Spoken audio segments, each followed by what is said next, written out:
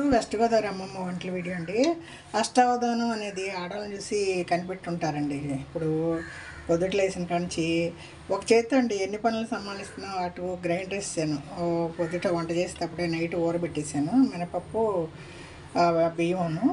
నేను ఇక్కడ ఎక్కువ ఉప్పుడు బియ్యం వాడతారండి. ఉప్పుడు బియ్యము దోశకి అయితే ఉప్పుడు బియ్యము ఒక 2 పచ్చి బియ్యం ఒక 2 వేసి మినపప్పు వేసి కొంచెం మెంతులు వేస్తాను. అదే ఇడ్లీ అయితే 4 ఉప్పుడు బియ్యం వేసి ఒక గ్లాసు మినపప్పు వేసి కొంచెం మెంతులు వేస్తా, ఒక్కోసారి సగ్గు బియ్యం వేస్తా, అటుకులు వేస్తా. అది మూడుని బట్టండి. ఒక సైడు గ్రైండర్ తిరుగుతూ ఉంది. మా బుడ్డోడు అమ్మాయి ఆఫీస్కి వెళ్ళింది. 3 రోజులు వారానికి 3 రోజులు ఇవి రాగి పిండి ఉడికేసానండి. రాగులు కడిగేసి మొలకెత్తినాక మూట కడతాను. మొలకెత్తినాక ఎండబెట్టి వేయించి పౌడర్ చేసి పెట్టుకుంటాను.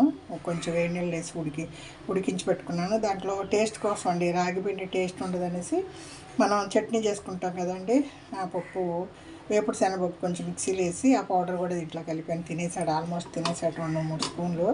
దీన్ని అటు ఇటు పని చేసుకుంటూ ఒక స్పూన్ దానికి వాటికి పెడుతున్నాను. ఆల్మోస్ట్ తినేసాడు 3 వంతులు. ఇదండి బఠానీ మధ్యాహ్నంకి, పచ్చి బఠానీ, కందిపప్పు బుడ్డోడికి. మాకు వచ్చి క్యారెట్ బీన్స్ ఫ్రై అండి. ఇదిగోండి కాకరకాయ పులుసుకి బియ్యం అన్నం కడిగి పెట్టేసాను. అడుగున అన్నం కడిగి పెట్టేసాను. పైన 5 ట్రేలు కాకరకాయలు, పెరుగు, కొంచెం నీళ్ళు వేసాను. ఇటు కాకరకాయ ముక్కలు ఉడికిపోయినాయి అనుకోండి, ఉల్లిపాయ పచ్చిమిరకాయ తాలింపు వేసి తర్వాత టమాటా వేయనండి. కాకరకాయ పులుసులో, కంద పులుసులోకి టమాటా వేయడం నాకు ఇష్టం ఉండదు. మా అమ్మ వేసేవారు కాదు. అలా ఉల్లిపాయ పచ్చిమిరకాయ పసుపు ఉప్పు అన్నీ వేసి మగ్గినాక కారం వేసి ఈ ఉడికిన కాకరకాయ ముక్కలు ఆ నీళ్ళు కూడా వేసేస్తాను. చింతపండు పులుసు వేస్తానండి. ఎంత పులుసు కావాలో చూసుకుని ఫైనల్గా కొత్తిమీర వేస్తాను. ఇదిగోండి ఈ కూరగాయలు ఉడికించిన నీళ్ళు కూడా వేస్ట్ చేయను, పులుసులో వేసేస్తాను. లేకపోతే చారు పెడతాను, లేకపోతే ఏది లేదంటే సూప్ లాగా తాగేస్తానండి. పప్పు నీళ్ళు మా బుడ్డోడికి అన్నంలో కలిపి పెట్టేస్తాను. బఠానీలు, ఇది క్యారెట్ బీన్స్ ఉడికిన నీళ్ళు కాకరకాయ పులుసులో యూజ్ చేసేస్తాను. ఇది ఒక సైడ్ అన్నం కాకరకాయ ఉడికేస్తుంది, ఒక సైడ్ వచ్చి పప్పులు కూరగాయలు అండి. పొద్దుట కూరగాయలు కోసుకునేదే కొంచెం టైము. పిల్లోడికి ఒక సైడ్ పెట్టేస్తున్నా. అటు గ్రైండర్ తిరుగుతుంది. మిషన్లో బట్టలు వేసా, నిన్న రిపేర్ అయ్యింది. నైటు మెకానిక్ ఆయన వచ్చి ఏదో సరి చేసి వెళ్ళాడు. బయటికి వాటర్ వెళ్ళడం లేదంటే మొన్న ఒక వారం ముందు 4000-5000 తీసుకుని ఒక బోర్డు వేసి వెళ్ళాడు. 2 రోజులు ఉతికింది.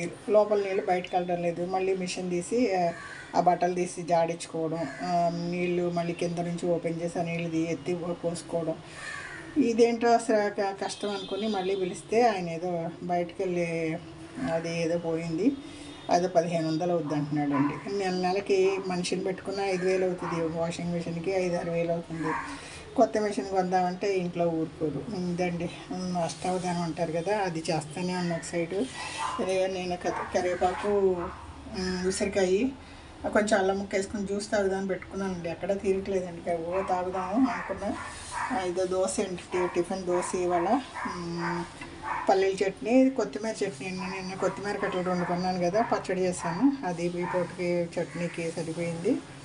ఇది వెస్ట్ గోదావరి అమ్మమ్మ వంటల వీడియో అండి. అష్టావధానం అంటే ఎక్కడ నేర్చుకోక్కర్లేదండి. ఆడవాళ్ళు చేసేది అష్టావధానమే. దానికన్నా ఎక్కువ చేస్తారండి. అష్టావధానం అంటే 8 ఏమో చేస్తారు, మేము 16 చేస్తాం. ఇంకా ఇదండి మిషన్లో బట్టలు వేసాను. అటు గ్రైండర్ తీయాలి, మినపప్పు తీసి మళ్ళీ బియ్యం వేయాలి. ఈ బుడ్డోడికి 4 స్పూన్లు కూడా మాటల మధ్యలో పెట్టేయాలి. తర్వాత వాడికి స్నానం చేయించి పడుకోబెట్టాలి. ఒక సైడ్ వంట అవుతూనే ఉంటుందండి, ఒక సైడ్ ఏదో క్లీనింగ్ చేస్తూ ఉంటా మధ్య మధ్యలో.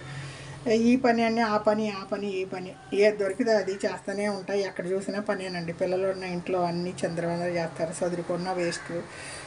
చూసుకోవడం, వాళ్ళు ఏ ప్రమాదం చేయకుండా, కరెంటు బోర్డులో చేయిలు పెట్టకుండా, ఏది మింగకుండా వాళ్ళ కంట కనపడుతూనే ఉండాలి. ఇది వెస్ట్ గోదావరి అమ్మమ్మ వంటల వీడియో అండి.